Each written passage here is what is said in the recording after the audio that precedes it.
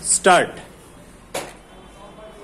I am delighted to visit the G. Narayanamma Institute of Technology and Science for Women today. I congratulate all the stakeholders of the Institute for celebrating its silver jubilee this year. It is heartening to see a huge gathering of young and spirited women engineers here today. I am told that women of Mahila Dakshata Samiti are also present here today. I am happy to know that students belonging to weaker sections are pursuing higher education through this Samiti. I am told that Mahila Dakshata Samiti provides all-round support to women. The college under the Samiti develop, care, nurture and empower underprivileged women. Dear students, I am happy to know that G. Narayanamma Institute is providing education to thousands of girls students. This institute has over the years opened up opportunities to many young women to enter the world of technology as a professional. I am told that the institute has won awards and recognitions from Institute of Repute. The institute has also been chosen as a Center of Excellence by Apple Company for Mac lab-based training, which is one of the first few of its kind in the world. I hope that GNITS will use this opportunity to make students industry ready. I am happy to know that the world's biggest international space apps challenge in collaboration with NASA International Challenge in 2022 was conducted at GNITS with the goal of providing relevant solutions to global needs. Teams of GNITS won medals in this international challenge. I congratulate the students who won the medals. I am told that the college has taken several initiatives for holistic development of the students, such as Ek Bharat Shresth Bharat Club, Women Safety Program with She Team of Telangana Police, and promoting fitness cultural among staff and students. National Education Policy 2020 aims at making India a global knowledge superpower and is based on the 4 pillars of access, equity, quality, and accountability. A more flexible, holistic, and multidisciplinary education system can bring out more creative and enhance learning capabilities of students. I would also highlight here that the policy underlines the need for encouraging research development.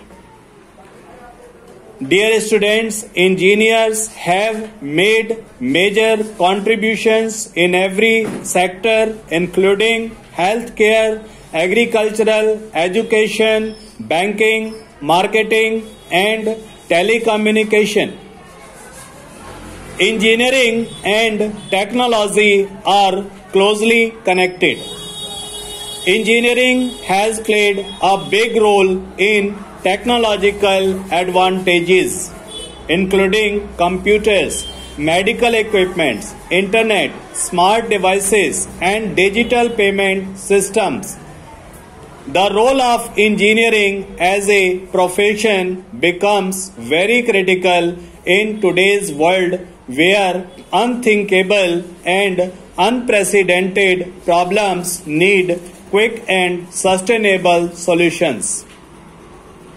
You have the power to make the world a better place. The solutions that you find, the technologies that you will create in future should be people-oriented and environment-friendly. Recently at COP27, India reiterated its vision of a safe planet in a one-word mantra, LIFE, which stands for lifestyle for environment. We have been achieving our climate targets and upgrading them. We are taking new initiatives in renewable energy, e-mobility, ethanol blended fuel, and green hydrogen. These initiatives can start producing better results on ground through technological innovations. The COVID pandemic has shown that people can adopt and learn new technologies quite fast.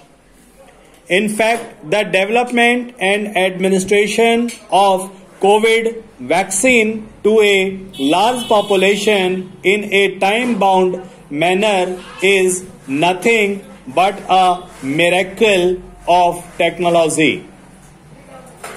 Dear students, technology in today's world has social, economic, political, educational, environment, and geopolitical dimensions. It is continuously evolving and impacting every arena. I hope you will come out with innovative technologies for the benefit of public at large and improve the quality of the life of the people. You should also think about engineering solutions for the disadvantaged sections, senior citizens, Divyangjan persons, and other people who need special support. A few days back, in a meeting with Shri Sundar Pichai, CEO of Google, I emphasized on the need of a universal digital literacy in India. I emphasize that on the need of universal digital literacy, we know that mobile phones, internet, and unlimited information have reached every corner of the world. People are using technologies like never before, but it is necessary that it is put to the productive use which is possible through digital literacy. Dear students, women have made great contributions in engineering and technology. We have examples of many inspiring women who are heading big companies. We have launched startups and are contributing in a major way in all fields which such as telecom, IT, aviation and machine design, construction works, artificial intelligence and other areas. Here I would like to mention that sometimes women are not able to continue their careers due to domestic constraints and other issues. I urge you all to overcome challenges that come your way and rise in your careers. More women need to come forward to take up science streams, STEM, that is science, technology, engineering, and mathematics is vital to the Indian economy. Nurturing young women as technocrats and innovators can lead the country towards a stronger economy. Women bring different perspectives and skill sets in tech fields. Cognitive abilities of women can change the way knowledge and technologies are perceived at various levels. Dear students, be empowered and empower others too. Don't be satisfied just with your own success and happiness. You have a duty towards the nation and humanity as a whole. You should use your talent and technological abilities for the larger good. Benefits of technology should reach the remotest areas and the poorest of the poor. Technology must be used to remove the social, economic and digital divides. You are the leveler through which we can leap into the inclusive, eco-friendly, smart and technology-driven future. In short, technology should be used as an instrument of social justice. I wish all a very bright and successful future.